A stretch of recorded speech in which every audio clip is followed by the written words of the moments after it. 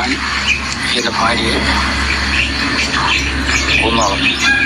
അതിൻ്റെ കാരണം ഞാൻ അറിയാതെ പല ബന്ധങ്ങളും ഞാൻ അറിയാതെ വീട്ടിൽ സ്വർണ്ണങ്ങളെടുത്ത് പണയം വെക്കുകയും അതുപോലെ തന്നെ ഞാൻ പറഞ്ഞാൽ കേൾക്കാതെ ഇഷ്ടമുള്ള രീതിയിൽ പോവുകയും ചെയ്യുകയും ചെയ്തുകൊണ്ടിരിക്കുകയായിരുന്നു.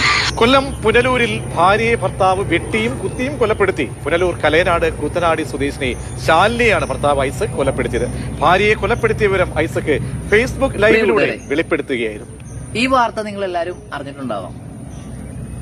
അപ്പൊ എന്റെ ഭാഗത്തു നിന്ന് ഞാൻ പറയുന്നത്, ശരിക്കും പറഞ്ഞു കഴിഞ്ഞാൽ ഈ ഭർത്താവ് ചെയ്തതിൽ തെറ്റില്ലെന്ന് എനിക്ക് പറയാനുള്ളൂ. കാരണം വെച്ച് കഴിഞ്ഞാൽ അയാളെ ധിക്കരിച്ച്, അയാളുടെ വാക്കുകളൊക്കെ ധിക്കരിച്ച് പോയ ഒരു ഭാര്യ, ചിലപ്പോ അയാൾ പറയാത്ത കാര്യങ്ങളൊക്കെ ഉണ്ടാവാം. ഒരു 95% കുടുംബങ്ങൾ തകർന്നുകൊണ്ടിരിക്കുന്നത് ഒറ്റ കാരണം കൊണ്ടാണ്. ഈ സോഷ്യൽ മീഡിയ തന്നെ, ഈ പറയുന്ന ഇൻസ്റ്റാഗ്രാമും ഫേസ്ബുക്കും പോലുള്ള അതിൽ നിന്നുള്ള ആ ബന്ധങ്ങൾ വളർന്ന് അത് പ്രണയത്തിലെത്തുന്നു. പക്ഷെ സ്ത്രീകൾ മനസ്സിലാക്കുന്നില്ല. ഞാൻ എല്ലാ സ്ത്രീകളെയും കുറ്റപ്പെടുത്തുന്നതല്ല, ഇങ്ങനെയുള്ളതാണ് കൂടുതലും. പക്ഷെ സ്ത്രീകൾ മനസ്സിലാക്കുന്നില്ല, സ്വന്തം കുടുംബം വെച്ചാണ് കളിക്കുന്നതെന്ന് അറിയുന്നില്ല. കാര്യം വെച്ചാൽ സ്വന്തം ഭർത്താവ് ആ ഭാര്യക്കും കുട്ടികൾക്കും വേണ്ടി കഷ്ടപ്പെടുകയാണ്. പണിയില്ലെങ്കിൽ കിട്ടുന്ന പണിക്ക് പോകും, വെയിലെങ്കിൽ വെയില്, മഴയെങ്കിൽ മഴ. അവിടെ പോയി കഷ്ടപ്പെട്ട് ഇവിടെ വരുന്നു, ഭാര്യയുടെയും കുട്ടിയുടെയും കാര്യങ്ങൾ നോക്കുന്നു. സ്ത്രീകളെ മാത്രം കുറ്റം പറയുന്നില്ല കേട്ടാ, ആണുങ്ങൾ കൊണ്ട് ഈ പറയുന്ന സംഭവങ്ങളൊക്കെ.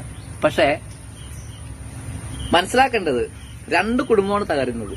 കാരണം ഇപ്പൊ ഈ സോഷ്യൽ മീഡിയ വഴി പരിചയപ്പെട്ട് ഒരു ബന്ധത്തിൽ ചെന്ന് ചാടുന്ന വ്യക്തികൾ, ആണാവാം പെണ്ണാവാം, അവിടെ അവർക്ക് ഈ പറയുന്ന പോലെ ഭർത്താവുണ്ട്, കുട്ടികളുണ്ട്, അതുപോലെ ഇവനുണ്ട്, ഭാര്യയും കുട്ടികളും. ഇവളുടെ കാര്യം അറിഞ്ഞു കഴിഞ്ഞാൽ, അതായത് ഈ പെണ്ണിന്റെ കാര്യം അറിഞ്ഞിട്ടുണ്ടെങ്കിൽ അവിടെ പ്രശ്നം നടക്കും. അതേപോലെ തന്നെ ഈ ആണ് അവന്റെ ഭാര്യ അറിഞ്ഞു കഴിഞ്ഞാൽ എന്തായിരിക്കും അവസ്ഥ? 2 കുടുംബങ്ങളാണ് തകരുന്നത്. അത് മനസ്സിലാക്കുന്നില്ല.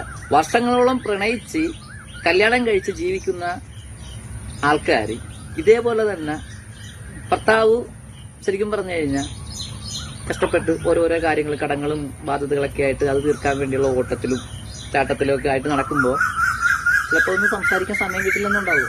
കാരണം വെച്ചാൽ സംസാരിക്കാൻ സമയമില്ലായിട്ടല്ല, ഓരോ ടെൻഷനും കാര്യങ്ങളൊക്കെ ആയിട്ടുള്ള ഒന്നാണ്.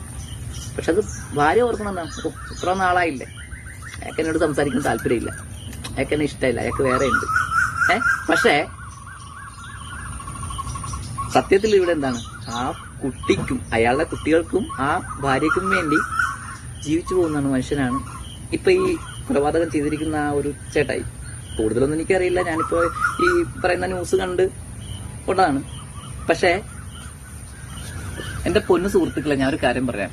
ഇപ്പൊ പ്രണയത്തിലുള്ള ആൾക്കാരാണെങ്കിൽ പോലും ഒന്ന് മനസ്സിലാക്കേണ്ട കാര്യമുണ്ട്. സ്വന്തം ഭർത്താവിനെയും കുട്ടികളെയും അല്ലെങ്കിൽ ഭാര്യനെയും കുട്ടികളെയും വഞ്ചിച്ചുകൊണ്ടുള്ള ആ ഒരു സ്നേഹബന്ധം എന്ന് പറയുന്നത് ഒരിക്കലും ശാശ്വതമല്ല. കാരണം ഒന്നാമത്തെ കാര്യം വീട്ടുകാർ അംഗീകരിക്കില്ല, രണ്ടാമത്തെ കാര്യം നാട്ടുകാർ അംഗീകരിക്കില്ല.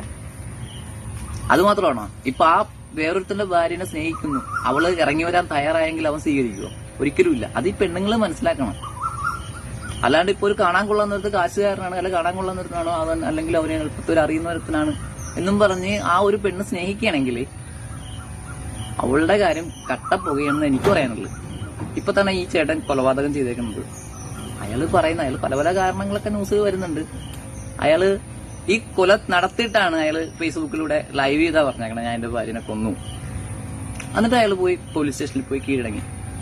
കാരണം അയാള് കൊന്നിട്ട് ഈ പറയുന്ന പോലെ അയാള് ശരിക്കും പറഞ്ഞാൽ ധീരനാണ്. കാരണം അല്ലെങ്കിൽ ഈ ഭാര്യനെ കൊന്നിട്ട് അയാൾക്ക് വേണമെങ്കിൽ കെട്ടിത്തൂങ്ങായിരുന്നു. അയാൾ അത് ചെയ്തില്ല. അല്ലെങ്കിൽ എങ്ങോട്ടെങ്കിലും മുങ്ങിപ്പോവായിരുന്നു.